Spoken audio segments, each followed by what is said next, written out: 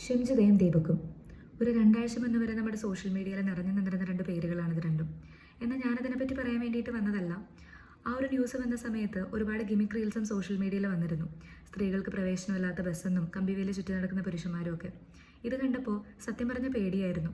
കാരണം 3 വർഷമായിട്ട് ഞാൻ KSRTC ബസ്സിൽ ഡെയിലി യാത്ര ചെയ്യുന്ന ഒരാളാണ്. പലപ്പോഴും പലരും ഇനപ്രോപ്രിയേറ്റ് ആയിട്ട് ടച്ച് ചെയ്തിട്ടുണ്ട്. പലപ്പോഴും പ്രതികരിച്ചിട്ടുമുണ്ട്. പക്ഷേ ഇതുവരെ ഒരു കണ്ടക്ടറോ കൂടെയുള്ള പാസഞ്ചേഴ്സോ എന്നെ സപ്പോർട്ട് ചെയ്യാനോ എനിക്ക് വേണ്ടി സംസാരിക്കാനോ നിന്നിട്ടില്ല. ഓൾറെഡി അതാണ് സിറ്റുവേഷൻ. അപ്പോൾ ഇങ്ങനെ ഒരു ഫേക്ക് ന്യൂസ് കൂടി ആയിക്കഴിഞ്ഞപ്പോൾ, ആളുകൾ ഗിമിക് റീൽസ് കൂടെ കണ്ടു കഴിഞ്ഞപ്പോൾ, ഇനി അങ്ങനെ ഒരു സിറ്റുവേഷൻ ഞാൻ നേരിട്ടാൽ എനിക്ക് പ്രതികരിക്കാനുള്ള എൻ്റെ വോയിസ് കൂടിയല്ലേ അവിടെ നഷ്ടപ്പെടുന്നതെന്നുള്ളൊരു പേടിയായിരുന്നു. പക്ഷെ ഇന്ന് ഞാൻ ആദ്യമായിട്ട് എറണാകുളം ടു ചേരാനല്ലൂർ റൂട്ടിലുള്ള ഒരു സഖാവ് എന്ന് പറയുന്ന ഒരു ബസ്സിൽ കയറി. അതിൽ എൻ്റെ ബാക്കിലിരിക്കുന്ന വ്യക്തി എൻ്റെ ഹെയർ പുള്ള് ചെയ്യുന്നുണ്ടായിരുന്നു, എന്നെ തോണ്ടുന്നുണ്ടായിരുന്നു, എൻ്റെ സീറ്റിൻ്റെ ബാക്കിൽ അടിച്ച് നോയ്സ് ഉണ്ടാക്കുന്നുണ്ടായിരുന്നു. സത്യം പറഞ്ഞാൽ പേടിയായിരുന്നു പ്രതികരിക്കാനായിട്ട്.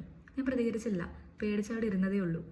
പക്ഷേ ആ ബസ്സിലുണ്ടായിരുന്ന കണ്ടക്ടർ ആ സിറ്റുവേഷൻ കണ്ടറിഞ്ഞ് മനസ്സിലാക്കി എൻ്റെ ബാക്കിലിരിക്കുന്ന ആളോട് എഴുന്നേറ്റ് പോകാൻ പറഞ്ഞു. വേറെ സീറ്റിൽ എവിടെയെങ്കിലും പോയിരുന്നു, എൻ്റെ ബാക്കിലിരിക്കേണ്ടെന്ന് പറഞ്ഞു.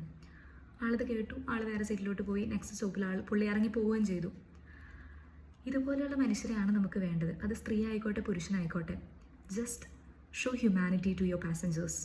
ഇതാണ് reality. This is the world we are living in. So ആ ചേട്ടനത് കാണുന്നുണ്ടെങ്കിൽ താങ്ക് യു സോ മച്ച്.